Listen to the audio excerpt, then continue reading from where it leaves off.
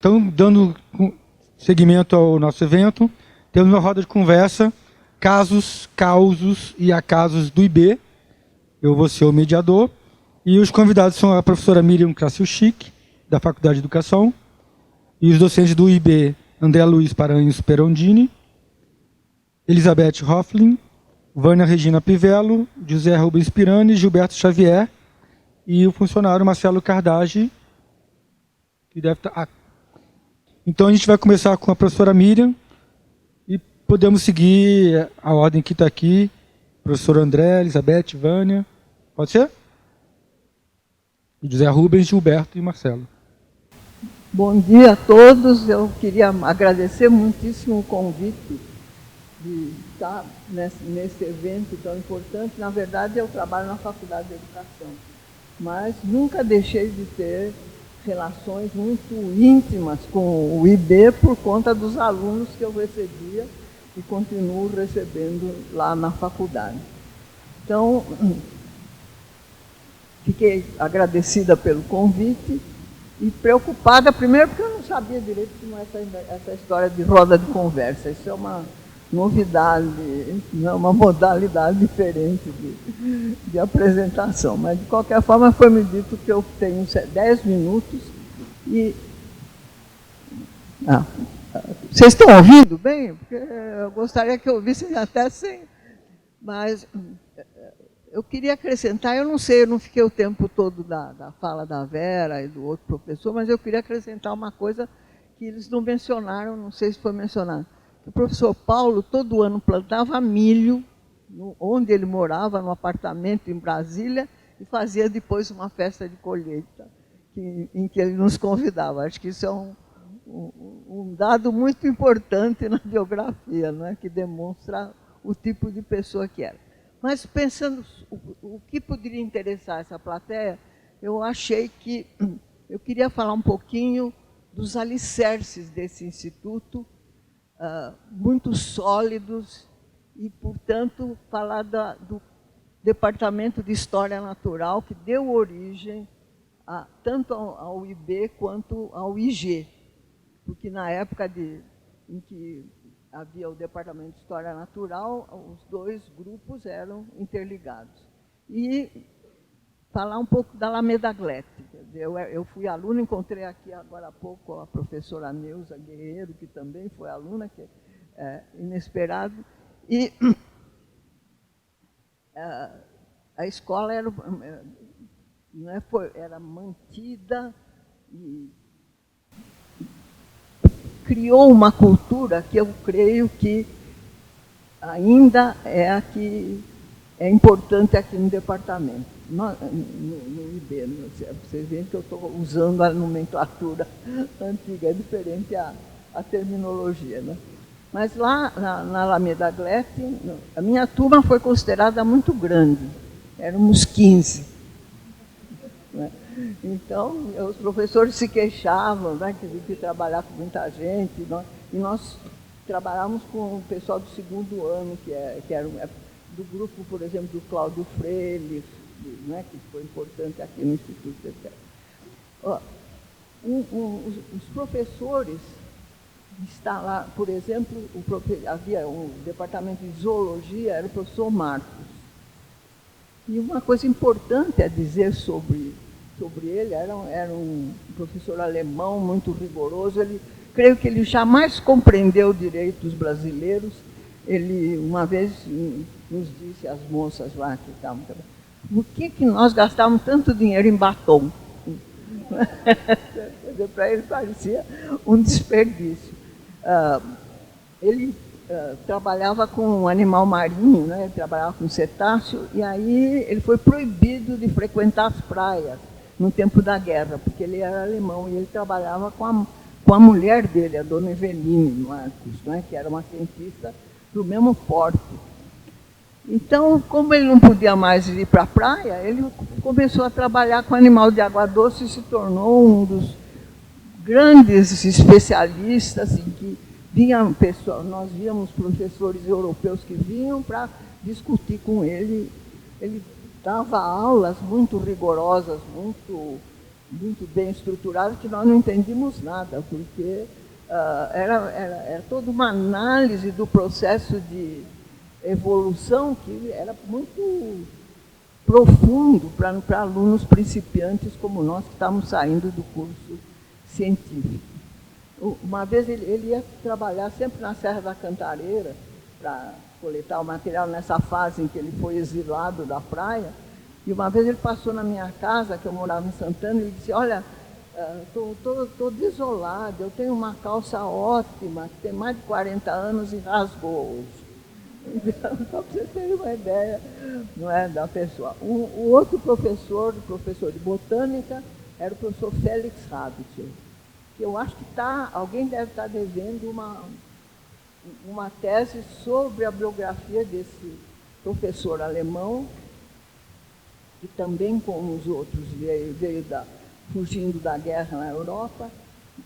E o professor Ravitcher era o professor de botânica. Logo que ele chegou, ele começou a fazer trabalhos de cerrado. Então, vejam a visão, quer dizer, de um professor europeu que vem para cá e percebe. Então, nós falamos muito de ecologia, né, de preservação ambiental. O Ravitcher começou isso, trabalhando com o cerrado e instalando todo um grupo de assistentes, que se chamavam na época, trabalhando com o cerrado. Eu tenho uma lembrança particular como aluna de...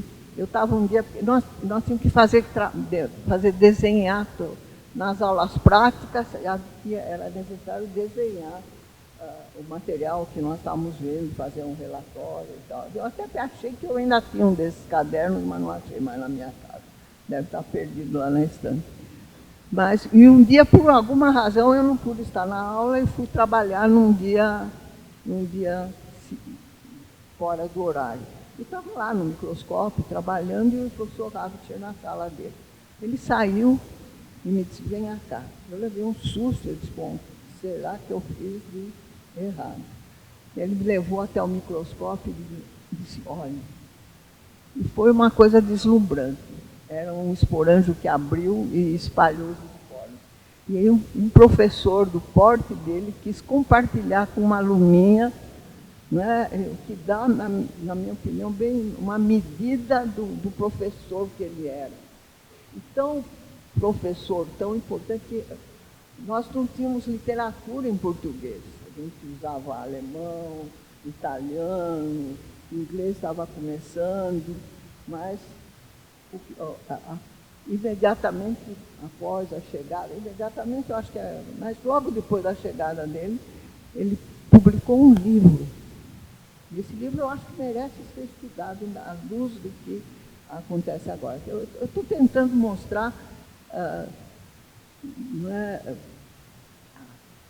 solidez, as linhas importantes que foram instaladas. Os professores brasileiros que estavam na época, um foi mencionado aqui, né?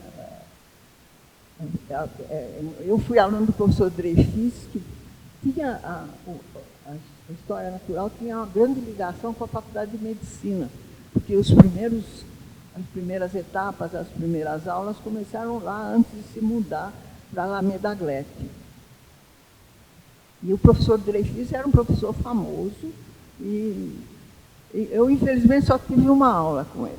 E foi brilhante, inesquecível, mas logo depois ele faleceu e quem assumiu o departamento foi o professor Pavão, né, que já era reconhecido por conta dos trabalhos que foram mencionados hoje. E que teve também um papel importante. Ele trabalhava com o professor Brito da Cunha, que por muitos anos foi meu vizinho lá em Perdizes, onde eu moro, né, que está vivendo hoje em Brasília. E eles trouxeram o professor Oswaldo Frota Pessoa, que não só começou a fazer o trabalho importante em genética, mas trouxe toda um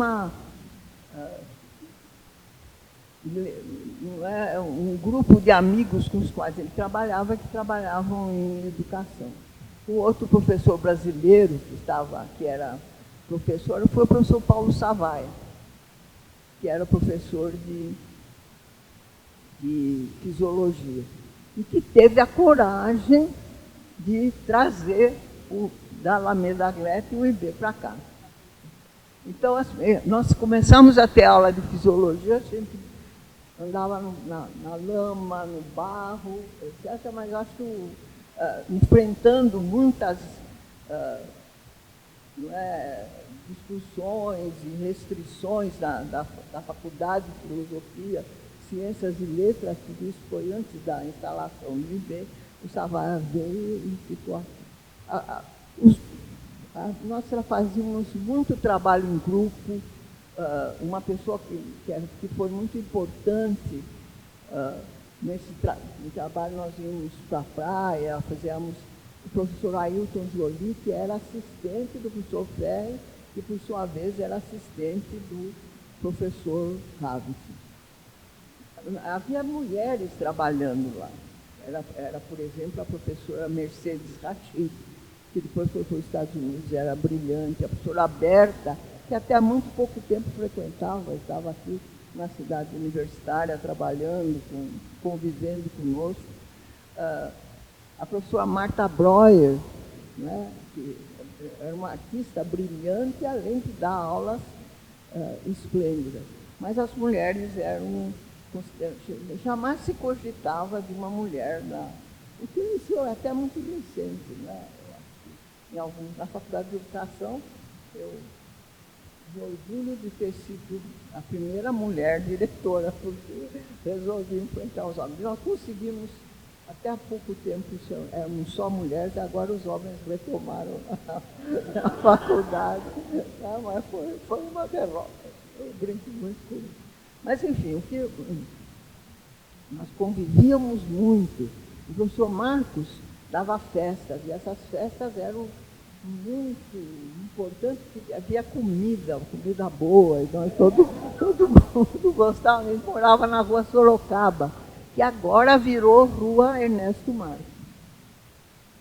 E na USP, as ruas não podem ter nome de professor, tem que ser nome de reitor, né? Então, há uma diferença aí, alguma coisa para ser cogitada, né? Em termos de relacionamento, de valor universitário.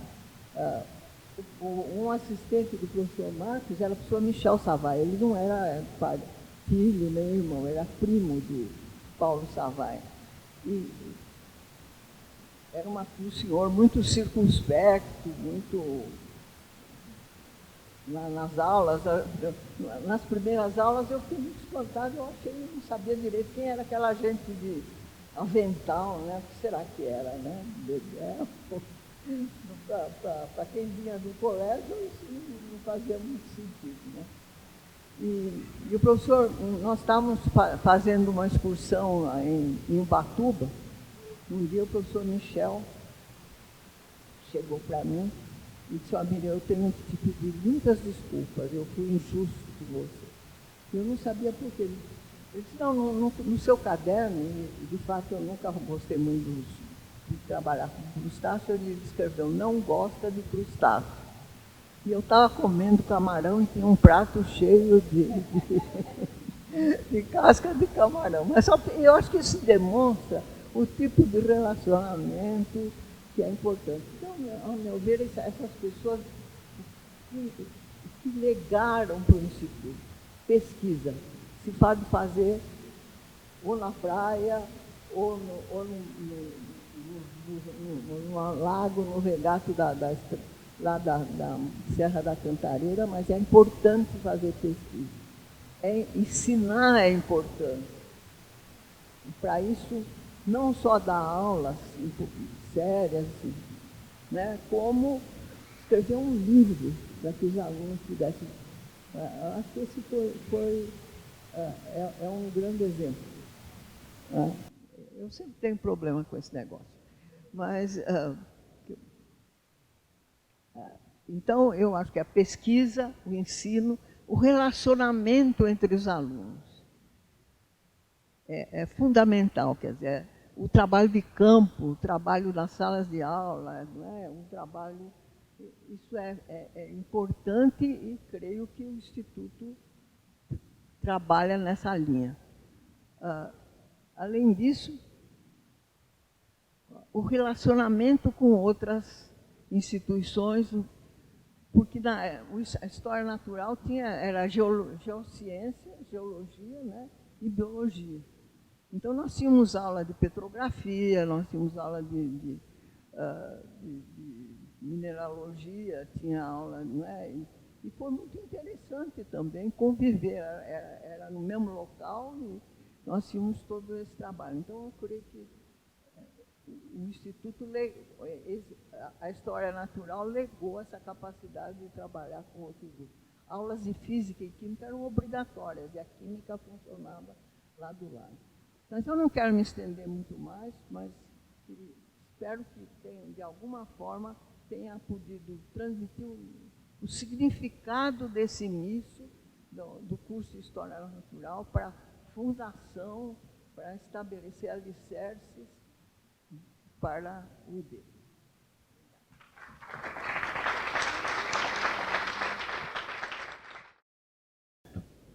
Então, eu quero primeiro agradecer à comissão por essa oportunidade de vir contar alguns casos aqui, mas eu não vou contar casos todos, porque não seria apropriado nessa audiência.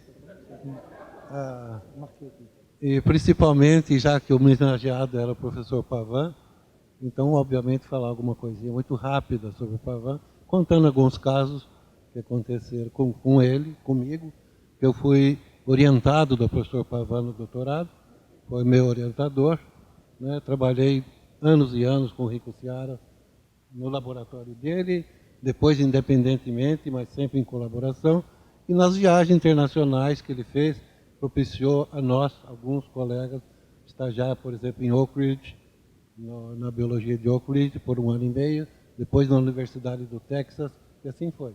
Então, o contato com o Pavan era diário, depois se passou um pouco mais, mas foi muito intenso durante esses todos os anos. Eu só queria lembrar a vocês que eu também fui da Alameda Glete, né, como Miriam, eu sou daquela época, então depois de amanhã, dia 7 de dezembro, eu devo completar 59 anos de trabalhos na USP, no departamento de Biologia e agora Genética. Então, eu comecei a primeira aula que eu dei não era o instituto, né, era História Natural ainda do curso, foi de aulas práticas de citologia. Eu era aluno estagiário, mas o Pavan obrigava os alunos estagiários a dar aulas, né, de práticas, pelo menos, em diversos cursos.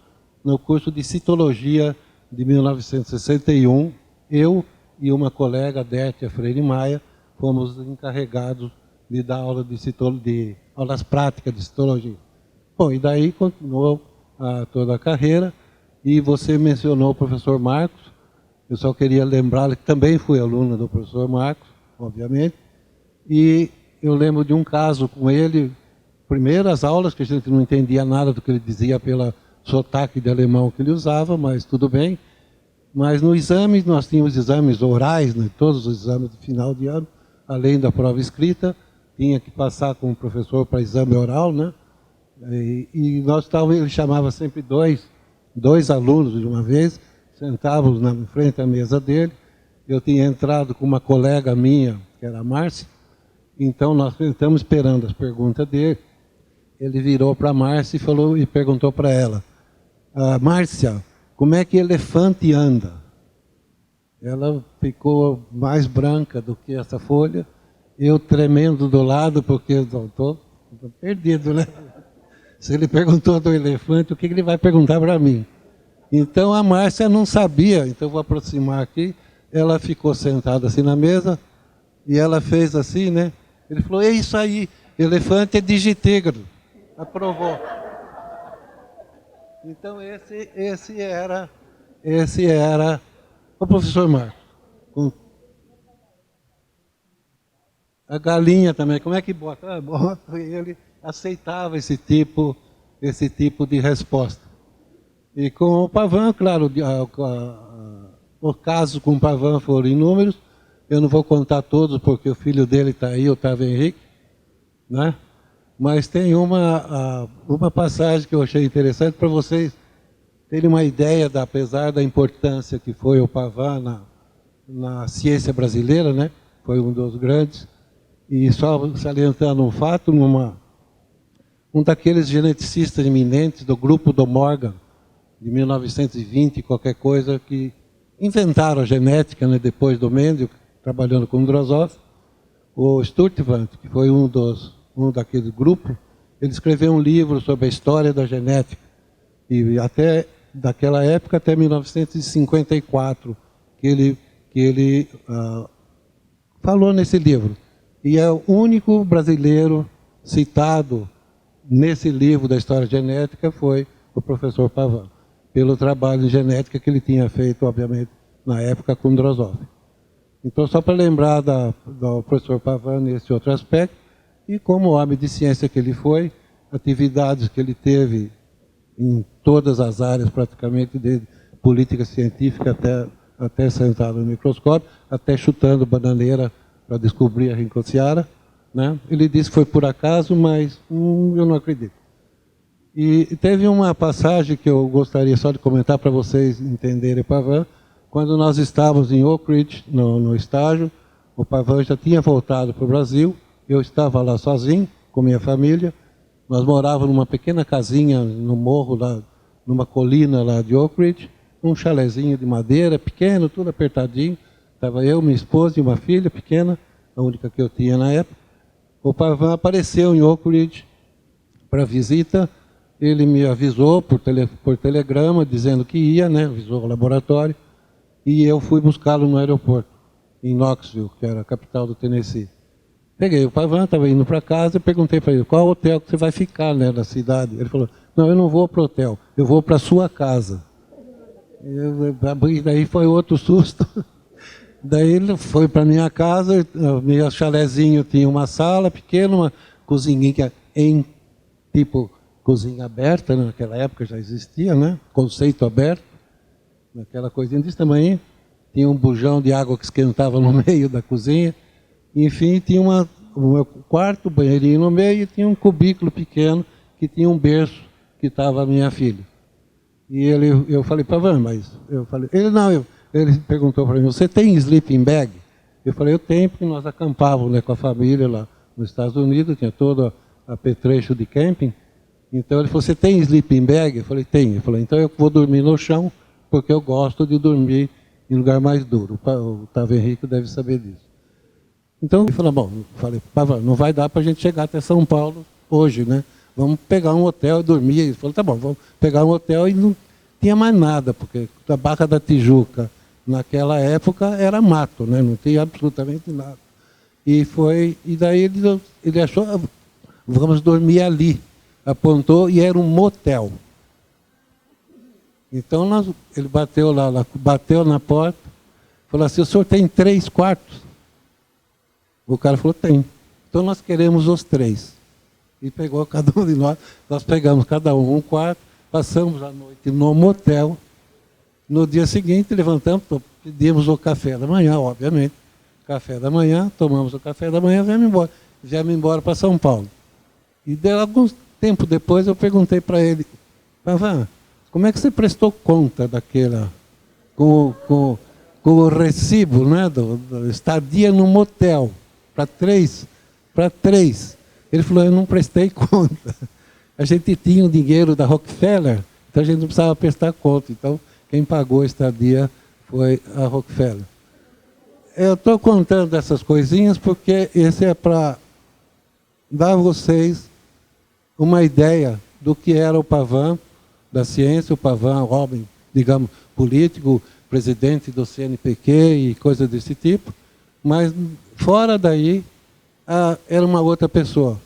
E uma coisa que ficou muito claro para nós, o grupo que trabalhava diretamente com ele, que foi, na época, era o Renato Basile, o Luiz Carlos Simões, colegas nossos, né, de curso, eu, tinha mais uma outra pessoa que do grupo, né, ligado realmente com a Rinco-Seara, com o Pavan, e outros colegas, o Sestário, o Silvio Toledo, também, que também participaram de muito do trabalho. Uma das coisas que nós admirávamos, e isso era muito comentado no grupo, entre nós, era que o Pavan, nós nunca tínhamos ouvido, nenhuma única vez, o Pavan falar mal ou criticar algum outro pesquisador, colega, de força de qualquer natureza. Isso ele não fazia jamais. Ele nunca foi ninguém, nunca distratou ninguém, nunca acusou ninguém de ter feito alguma coisa errada. Ele era vigoroso, ele brigava, discutia muito, mas com a maior honestidade e a maior franqueza possível que ele tinha. Ele nunca foi de criticar no sentido de, sabe, aquela fulano fez tudo errado, ele não presta, ele... Nunca ouvimos, nesses anos todos que a gente trabalhou junto, foram mais de 30 anos, né, de trabalho quase que contínuo, nunca ouvimos o Pavan tomar uma atitude como essa. Ele era extremamente honesto em tudo que fazia, na ciência, na pesquisa, na política que ele participara, inclusive política partidária, que ele participou muito ativamente, né, aqui em São Paulo, e nos órgãos públicos onde ele trabalhou e participou. Claro. Então, eu pegando só um pouco o gancho agora, que vocês falaram tanto do Eurico, também disse que ele é naturalista, então eu também sou naturalista, né, no curso de História Natural da Filosofia. Só queria lembrar depois um fato, que aqui vem a história do IB, rapidamente, que em 1964 a geologia já tinha separado, o departamento nosso, quando a geologia separou, nós dávamos uma disciplina de evolução para os geólogos, né, do curso de geologia, desde 1960, tinha essa disciplina, que nós que dávamos aí do departamento, em 64 houve uma mudança grande no currículo, né, no curso de História Natural. Ele mudou de nome. Em 1964 houve uma mudança de nome, passou a ser chamado de Ciências Biológicas e História Natural. Então houve não uma cisão, mas uma mudança curricular muito grande. Os cursos, as disciplinas que eram anuais durante a História Natural, passaram a ser semestrais, né, no novo currículo, novo curso, digamos assim, de ciências biológicas, né, em 64. E durante um certo tempo, enquanto havia alunos, né, que ainda já eram matriculados na História Natural, o curso continuou com os dois nomes, e depois de um certo tempo, então a História Natural saiu realmente do nome e ficou só Ciências Biológicas como o curso de formação de biólogos aqui nessa casa. Isso foi na década de 1964, exatamente nesse ano. E houve uma mudança curricular muito grande, não foi só a mudança do nome. Mudança curricular foi que fizeram 2 anos de disciplinas básicas nos 4 departamentos que existiam, né? A biologia, a botânica, a fisiologia azul, ainda a ecologia também ainda não existia, e além das disciplinas básicas, no último ano, tinha disciplinas optativas em grande número, e os alunos, para se formavam como bacharéis, quando terminavam as disciplinas básicas, e faziam 40 créditos em optativas. E tinham o diploma de bacharel, que era independente continuava com a licenciatura para ter o diploma, então, de licenciatura. Nós saímos, nessa época, quem saiu com diploma de bacharel e um diploma de licenciatura. Então, foi uma mudança nesse grande, e daí, em 69, veio a reforma universitária com a criação do Instituto de Biociências, esse nosso instituto, e o curso continuou, então, como Ciências Biológicas, com todo a grande revolução que realmente foi a criação dos institutos na USP, inclusive o nosso. Claro, era isso que eu queria dizer. Muito obrigado pela audiência.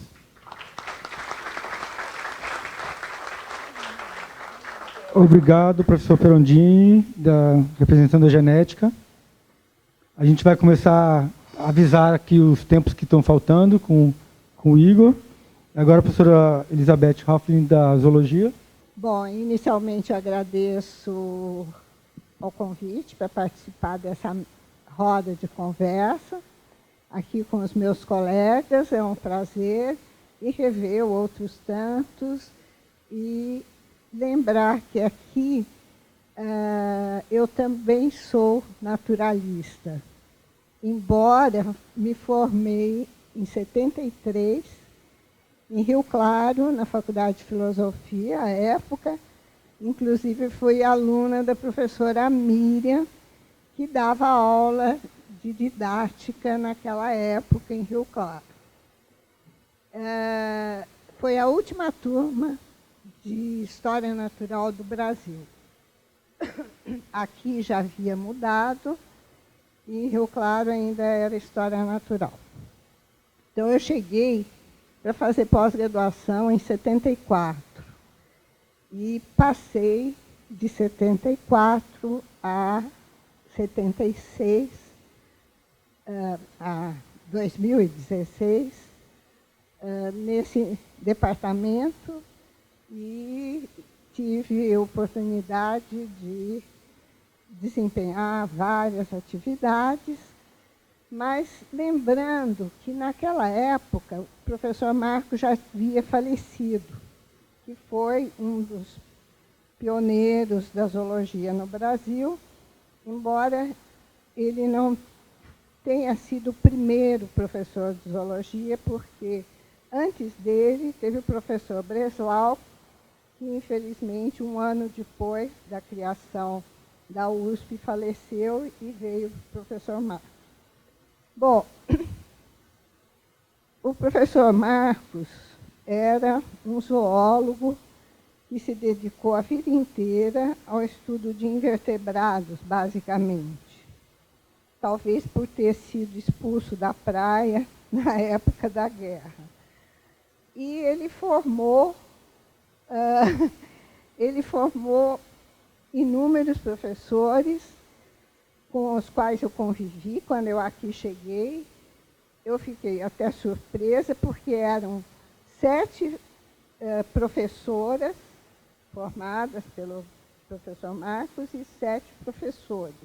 Então, era um departamento extremamente equilibrado quanto ao número de homens e mulheres, o que não acontece muito hoje, né, Ricardo? E as coisas foram mudando. E também, como já foi mencionado pelo Eurico, não existia concurso, a gente era convidado, não sei por quais critérios, alguém propunha ao conselho de departamento e discutia-se se era fulano, ciclano, beltrano, normalmente entre os alunos que já estavam na pós-graduação, e votava-se, e era por votação no conselho do departamento que era escolhido um novo professor. Assim, eu entrei para o departamento de zoologia em 77, tendo sido eleita por 4 votos a 3. Ou seja, não era assim tão benquista, porque foram 4 votos a 3. Mas isso acontecia à época, e só os concursos começaram a acontecer já bem depois, no final, acho que da década de 80, começo da década de 90. Então, muitos dos docentes que aqui ficaram, eles começaram de uma maneira sem concurso. Acho que só essa nova geração de colegas é que passaram pelo processo de concurso. Bom, como já me avisaram que eu só tenho mais 1 minuto, eu não vou poder falar mais nada. Então, eu talvez a gente tenha a oportunidade depois, nas discussões, e eu possa contar alguns outros casos. Então, muito obrigada. Obrigado, professora Beth. Agora vamos ouvir a professora Vânia, representando o Departamento de Ecologia. Tá bom. Obrigada, gente. É um prazer estar aqui. Fiquei muito honrada. E não posso negar que eu fiquei muito surpresa também quando recebi aquele e-mail de que eu faria parte da memória do IB. Falei, ai meu Deus do céu, a coisa tá feia, né? Mas aí eu comecei a ver, realmente, eu entrei da ecologia, né, que eu vou me ater mais ao meu departamento. O departamento de ecologia ele foi formalizado, né, ele foi, começou a funcionar como um departamento em 77, e eu entrei aqui em 78, então minha vida meio que acompanhou aí o departamento, né? E cheguei aqui, era meu sonho entrar nessa universidade, tinha 17 anos e tal, era meu sonho também me tornar professora, e que aconteceu em 94. Bom, então, assim, falando um pouquinho do departamento, eu fiz um pôster muito simplesinho ali, depois, sei lá, aqui não tinha lugar onde colocar, mas eu quis pegar algumas fotos, que a Astrid me ajudou muito, de pessoas que foram tão fundamentais para o Departamento de Ecologia. Então, os fundadores, né, do departamento, o professor Leopoldo, a professora Marico, tem outros também que a gente não conseguiu as fotos, porque naquela época, não fotos digitais, era muito difícil ter tantas fotos. Mas, enfim, professor Cláudio Freilich, não consegui do professor Jorge Petersen, não consegui da professora Marinha, que é Maria Aparecida Juliano, né? Chamada de Marinha, ninguém conhecia com esse nome, mas era sempre Marinha. Então, coloquei algumas pessoas que foram tão importantes e tão fundamentais, né, na criação do nosso departamento e na continuidade. Até o PC, todo mundo aqui deve lembrar do PC, né? O PC foi um técnico durante, sei lá, milênios que o PC foi técnico, e foi também uma pessoa bem importante no nosso departamento. Então, é uma coisa muito simples, mas o que eu queria fazer aqui era só lembrar um pouquinho Ai, eu não estou sem óculos. Ah, tá bom. Tá, 3. Lembrando rapidamente, né, que o departamento foi criado com a junção de pessoas que já trabalhavam nessa linha de ecologia, tanto na fisiologia, como na zoologia, na botânica, e que se juntaram para formar, então, o departamento, né? Mas, antes disso, essas pessoas já colaboravam com disciplinas. Então, a primeira disciplina de ecologia, que foi nessa reforma do currículo, em 1964, foi criada a disciplina Ecologia Vegetal, que, nossa, foi durante, acho que uns 40 anos, né, Wellington? Foi uma disciplina muito importante, era uma disciplina... Oi? Era a melhor. Até os professores também eram excelentes, maravilhosos. Então, foi durante muito tempo, era uma disciplina enorme, de 12 créditos, e o mais, assim, marcante eram as viagens. Lembro, tinha 3 excursões, e a excursão do Cerrado, que era mais, assim, que a gente passava lá em Emas, em Pirassununga. Então, a gente dormia lá, e tinha toda aquela coisa, tinha um alojamento separado dos meninos e das meninas, mas aí, de repente, tinha umas invasões, tinha umas coisas assim. Então, assim, era bem... Mas tudo muito inocente ainda naquela época, né? Eu vejo hoje, nossa, hoje viajar com aluno é difícil. Então, era tudo muito mais simples. Enfim, e aí outras disciplinas foram sendo criadas, daí no começo dos anos 70, né, criaram ecologia geral e ecologia animal, em 72, 73, alguma coisa assim.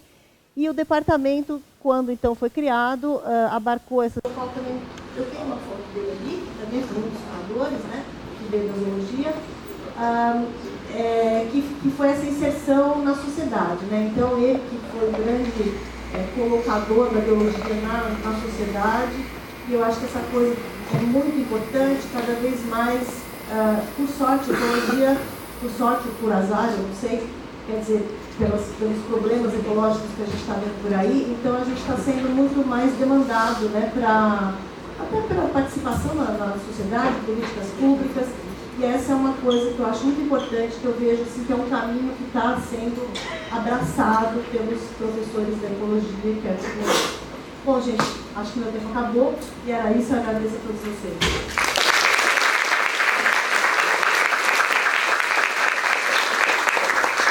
Obrigado, Vânia. Agora vamos falar, ouvir o professor José Rubens Pirani, representante do Departamento de Questões. Obrigado, professor. Obrigado também, uma honra estar aqui nesse evento.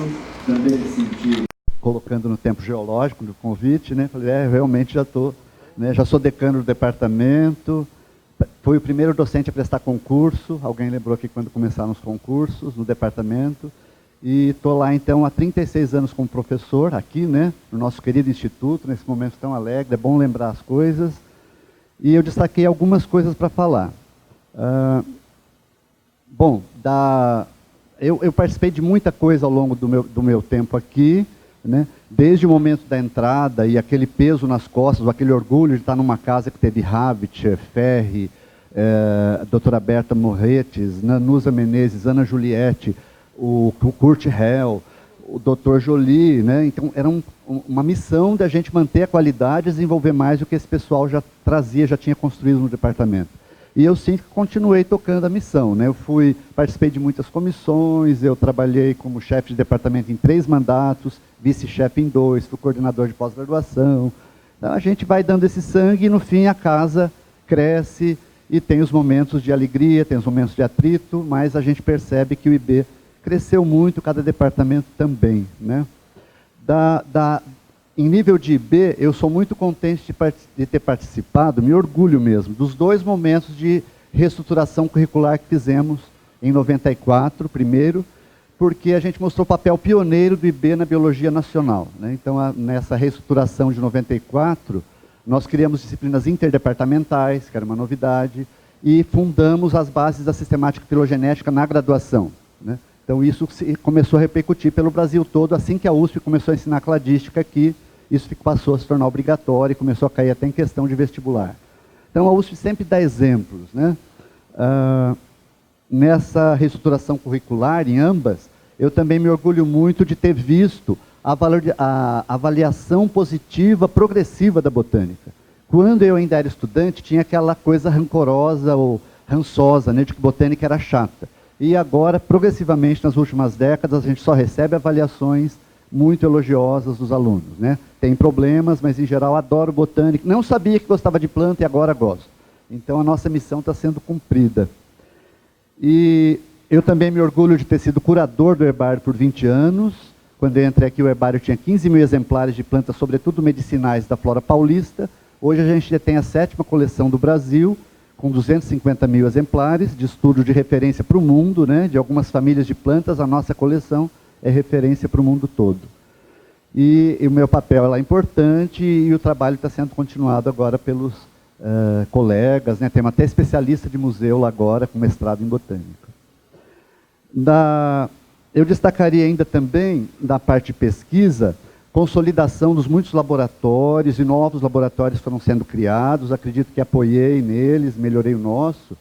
E no nosso, eu também sou um naturalista, até eu sou formado em biologia, mas me sinto naturalista porque a minha atuação, embora percorra várias áreas de foco, né? A gente vai até o DNA hoje em dia, anatomia, a citogenética, a palinologia, mas a base é o trabalho de campo, o conhecimento melhor dos biomas e da sua flora, e a gente tem feito isso em várias partes do Brasil, sobretudo em serras, na Mata Atlântica e no Cerrado. E a repercussão importante do nosso trabalho tem sido vista, por exemplo, com decreto e implantação de parques nacionais e parques estaduais. Então, das áreas que a gente estuda e detecta as várias espécies de plantas endêmicas, unidades de conservação não só decretadas com animais emblemáticos. Lá nas Serras de Minas, quem é emblemático são plantas endêmicas, né? Então, nós temos 3 parques nacionais e 4 parques estaduais em Minas e Bahia, que foram decretados com frutos das listas de flora, da detecção desses grupos ameaçados que nossos trabalhos produziram, né? Nesse trabalho de campo, que dá sempre muito prazer, é o maior contato que a gente tem com os alunos. É uma aula no campo, né? Você tem o aprendizado dos alunos iniciantes, dos pós-graduandos, a gente aprende com eles também, porque eles têm olhos diferentes e nos trazem novidades, né? E tem várias historinhas de campo. Eu não sei como é que está meu tempo. Segundos. Então, Eu vou deixar vocês com óleo, mas teve inundação de acampamento e nós deixando tudo rolar, mas com as prensas de campo e os cadernos de campo acima da água na cintura, no Pico das Almas. Teve gente dormindo em motel e o funcionário não entendendo por que estava ficando menina com menina, menino com menino num motel, mas era estranho para a época, hoje não tanto, né? Mas tem muitas histórias de campo legais que daria para contar nos causos quando a gente discutir. Muito obrigado pela atenção, pessoal. Um momento de alegria enorme para todos nós, né? Parabéns, IB. Obrigado, professor Pirani. Vamos ouvir agora o professor Gilberto Xavier, representando o Departamento de Fisiologia. Obrigado, professor. Primeiramente, eu gostaria de agradecer os organizadores pelo convite.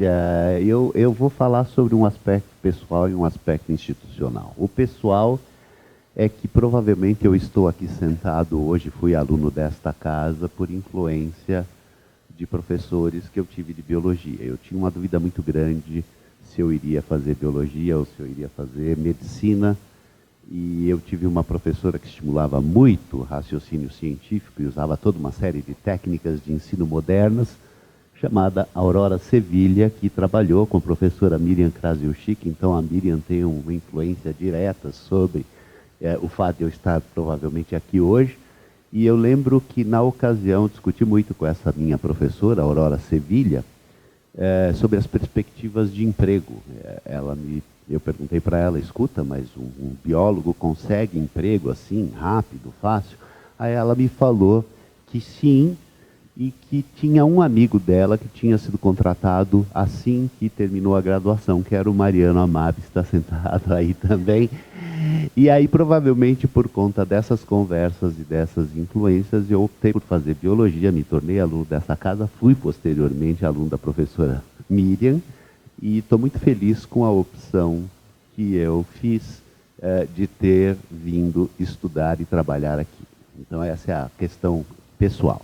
Aí tem a questão institucional, quer dizer, eu tive a oportunidade de conviver com os fundadores do Departamento de Fisiologia. Eu fui contratado no departamento enquanto o professor Paulo Savaia, embora aposentado, ainda frequentava. E era uma personalidade extremamente forte. E, obviamente, personalidades fortes muitas vezes geram atritos. Mas eu quero ressaltar um dos aspectos da personalidade forte dele, que envolve um comentário que a professora Miriam fez. Que o professor Paulo Savaia, ele mudou-se do centro da cidade aqui para o campus, para este prédio que nem sequer estava concluído, em 1954. O prédio foi entregue em 55, mas ele trouxe em 54 por uma razão. O então governador eleito não era muito favorável à vinda da Universidade de São Paulo aqui para o campus. E para evitar que ele tivesse qualquer chance de prejudicar esse processo de transferência, o pessoal resolveu mudar de Malicuia e ocupar os prédios e começar a ter aulas aqui neste espaço. Então, este é o primeiro prédio da Universidade de São Paulo que foi ocupado nessas condições. Isto é, antes mesmo do prédio estar concluído. Há 3 anos atrás, aproximadamente, eu fui procurado pelo filho do professor Paulo Savaia, que foi diretor da Faculdade de Arquitetura, o Silvio Savaia, e ele queria me dar toda a documentação, queria dar para o Instituto toda a documentação que ele tinha em casa do Paulo Savaia. E ele me falou uma coisa que era a impressão que eu tinha acerca do pai. Ele me falou, olha, meu pai nunca foi um grande cientista, mas ele soube se cercar de pessoas que eram. Ele soube se aproximar de pessoas que eram. E aí entra a segunda geração da fisiologia, e aí nós temos um pesquisador excepcional, além de uma figura extremamente culta e uma pessoa extremamente aberta nas discussões, sempre disposto a polemizar, que é o professor Erasmo Garcia Mendes. E eu tive a oportunidade de conviver muito de perto com o professor Erasmo, não só porque ele foi meu professor, como depois nós demos aula juntos, quando eu me tornei professor do departamento, e depois nós fomos vizinhos, então nós pegávamos caronas mutuamente E aí a gente conviveu muito de perto. E o que esses fundadores deixaram, e eu acho que essa é a mensagem que eu gostaria de transmitir para vocês, na sessão anterior se discutiu sobre a criação do Instituto de Ciências Biomédicas e o Instituto de Biociências. E se disse também que por apenas um voto foram criados 2 institutos. E as razões para isso eram razões de natureza política. Mas hoje eu enxergo razões de natureza acadêmica para a criação dos 2 institutos. Por uma razão muito simples. O Instituto de Ciências Biomédicas, o próprio nome denota, ele está preocupado com questões de natureza médica. O Instituto de Biociência ele está interessado em entender processos, e eu falo da fisiologia, processos, mas também cabe para a botânica, para a genética, etc. Processos biológicos, ou seja, sob a ótica da fisiologia, nós estamos interessados em como, considerando a filogênese existente entre a história filogenética das espécies, como que esses organismos estão adaptados ao ambiente. E essa é uma riqueza extremamente importante na formação do biólogo, na formação do nosso aluno, portanto, e que é muito distinta da formação de alguém voltado para a área médica. Então, eu acho que é extremamente importante. Felizmente, foram criados 2 institutos, na minha opinião, e felizmente nós temos essa possibilidade de fazer a abordagem de fisiologia comparativa que leva em consideração aspectos filogenéticos e aspectos de adaptação ao meio ambiente. E eu gostaria de deixar o alerta, me parece extremamente importante de que o Departamento de Fisiologia se lembre dessa história e se lembre de que essa é uma missão extremamente importante para a formação do biólogo. Obrigado a todos e era isso.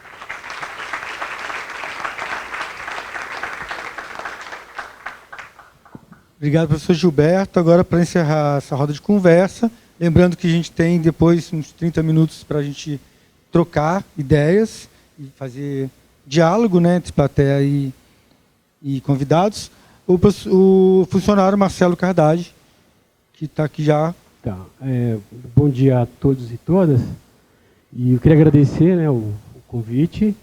E, enquanto funcionário, eu não vou fazer uma fala como representante, mas ouvindo toda a história, né, dos professores, a gente, enquanto funcionário, não sendo nem docente nem aluno, é um papel desafiador para a gente, né, aqui na universidade, e até gerou um pouco de debate entre a gente, como seria a minha fala aqui, né, no sentido de resgatar a minha experiência aqui, porque eu trabalho aqui há 36 anos, eu entrei aqui em 81, e entrei como auxiliar, agora depois passei para técnico de laboratório, e o que marca para mim a experiência de ter trabalhado aqui, e eu aprendi muito, foi a ideia de trabalhar junto com os docentes, né? Ter o contato com os estudantes, não sendo, como eu disse, nem sendo professor nem estudante, colaborar com isso. Eu acho que esse é o papel da maioria dos funcionários aqui,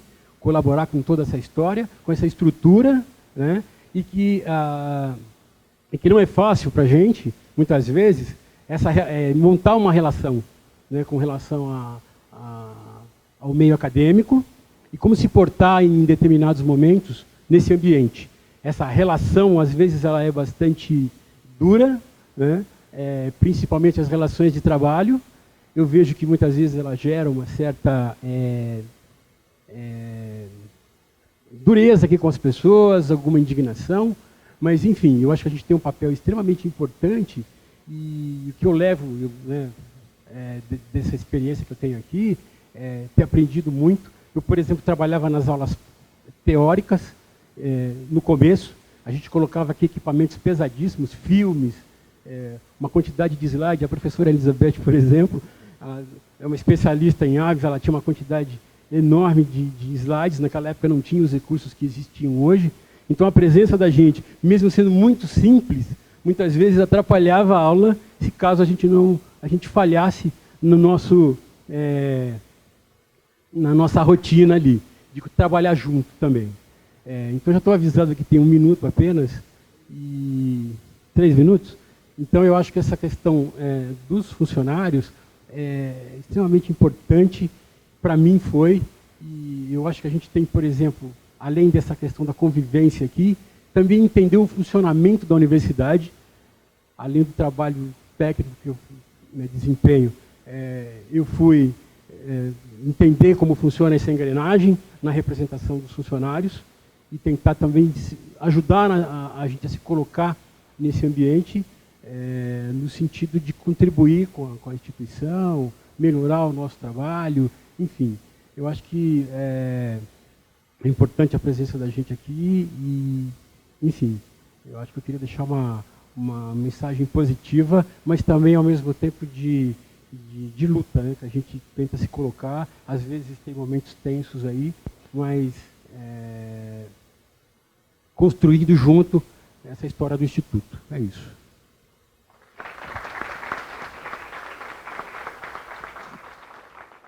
Então, isso, é o seguinte, eu sempre, a vida inteira moro aqui ao lado da universidade, e a universidade, a gente sabe que o nosso país passou por um tempo da ditadura militar, e a universidade foi um foco, né, um alvo desse período. E eu sempre lembro que, como eu moro muito próximo da universidade, na época da ditadura militar, quando várias vezes o exército cercou a universidade e acabou cercando minha casa junto. Eu era criança e, de repente, apareceu um caminhão do exército, distribuindo soldados na rua, e o sentinela ficou de frente para minha casa e vinha um cara avisando minha mãe para recolher todas as crianças da rua, e a gente não podia sair para brincar, tinha que ficar dentro de casa, e eles avisavam que se alguém recolhesse ou desse abrigo para qualquer pessoa, as pessoas seriam presas, e a gente ficava horas aguardando o caminhão do exército voltar a recolher os soldados. Então, quer dizer, desde criança eu já participava das questões aqui da universidade, e aí eu perguntei para minha mãe, falei, mãe, por que eles estão fazendo isso? Ah, porque tem terrorista. Terrorista? Como é que é o terrorista? Aí minha mãe falou, é um cara que rouba banco. E aí eu fiquei curioso para saber como é que era um terrorista. E uma noite, mais uma vez, a universidade sofreu um cerco, e eu moro do lado da universidade, que tem uma passagem, um caminho, e eu via os estudantes passando, cortando o caminho por lá, e eu falei, puta, será que é isso aí que é um terrorista? Um estudante com um livro debaixo do braço? Eu falei, mas que coisa estranha. Como são coisas que ficaram na minha cabeça, e eu, curioso para saber como era um terrorista, eu vi que era um estudante com um livro debaixo do braço. Ali devia ser a arma deles, e era isso que eles estavam combatendo naquela época. É uma coisa que eu conto sempre, que eu lembro da minha infância, já tendo uma relação com a universidade. É isso. Obrigado, Marcelo.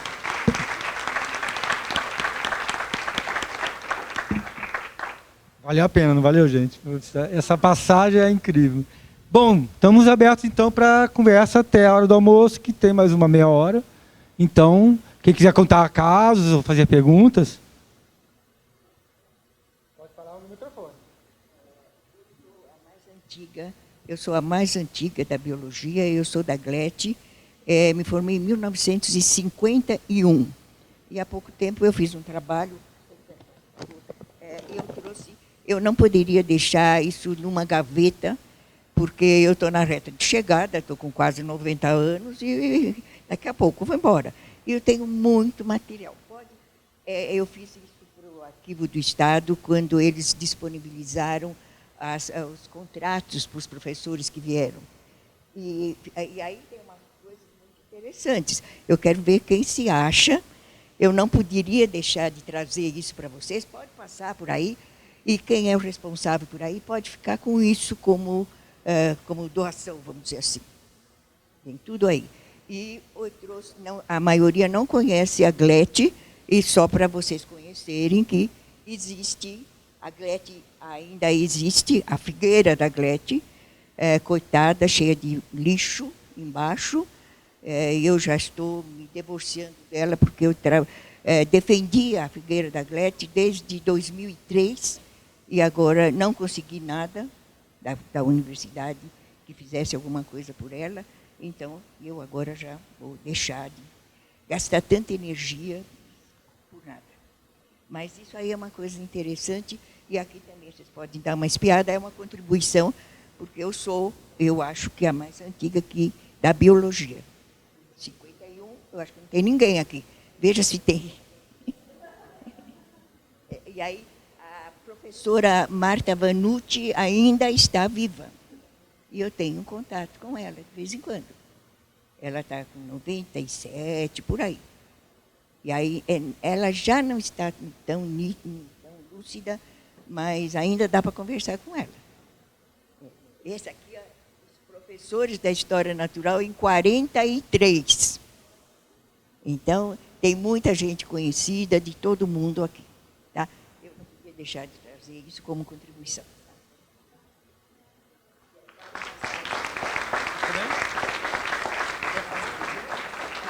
Isso aqui é uma coisa interessante. Até já.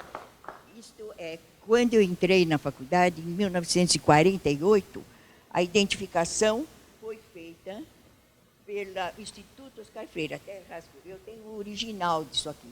Feita pelo Instituto Oscar Freire, com inclusive uma fotografia bem policial, frente. E o que consta aqui é muito engraçado. De tanto ficar na minha bolsa, já até abriu pode. Eu tenho as cópias disso, tenho digitalizado, então eu faço quantas cópias eu quiser. E tem o original, que é um documento histórico isso. Tá? Então, muito obrigada pela atenção. Obrigado. Você falou seu nome? Eu era Neuza Guerreiro, agora sou Neuza Guerreiro de Carvalho. Consegui, depois de 3 anos de briga, consegui o meu título de ex-aluna. Tem tudo isso escrito na revista Reproposta, que é a nossa agora. E no meu blog tem uma coisa muito interessante, de pouco tempo. Chama assim, isso é engraçado, chama Medindo Asa de Mosca. Que eu me lembrei, e eu fazia especialização, que era bacharel, e depois para a licenciatura tinha especialização.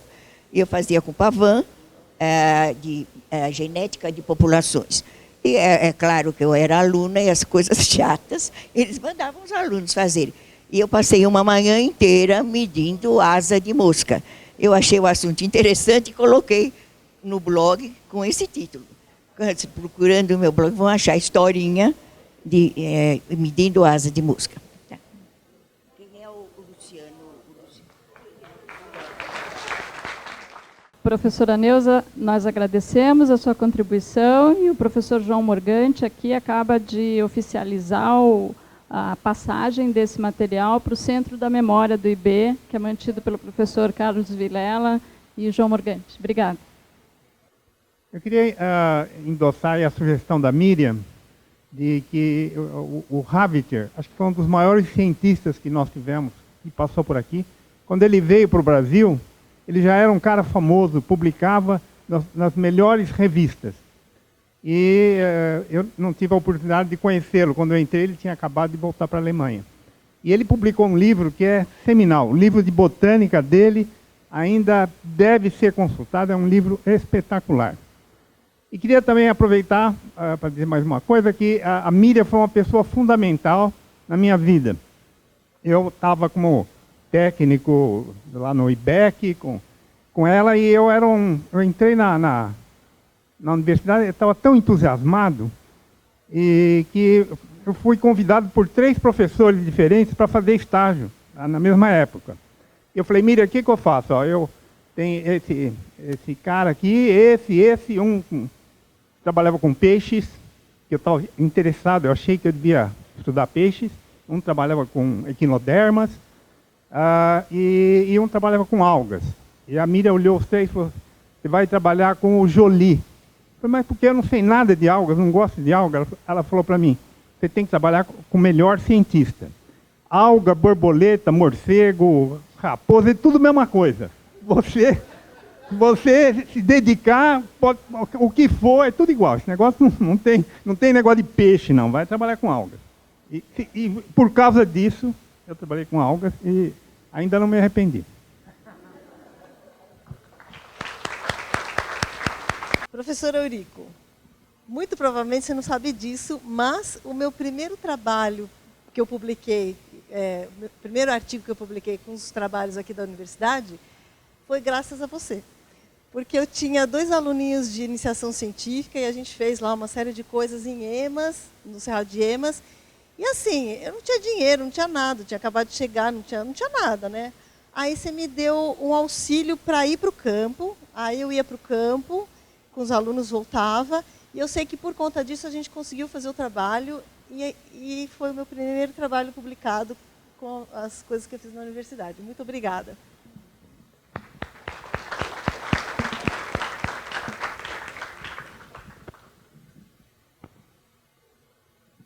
Eu queria só lembrar, o professor Eurico acaba de lembrar a produção de um livro, e existem outros, né? Os colegas, ao longo do tempo, foram contribuindo com muita qualidade na produção da bibliografia, não só de artigos, mas também de trabalho para divulgação, né? Mas não posso deixar de mencionar aqui a contribuição desse material para ensino no ensino médio e básico, né? Então nós temos aqui um dos deuses aí, o professor José Mariano Amabis, que está conosco, e também outros colegas produzem livros excelentes, né?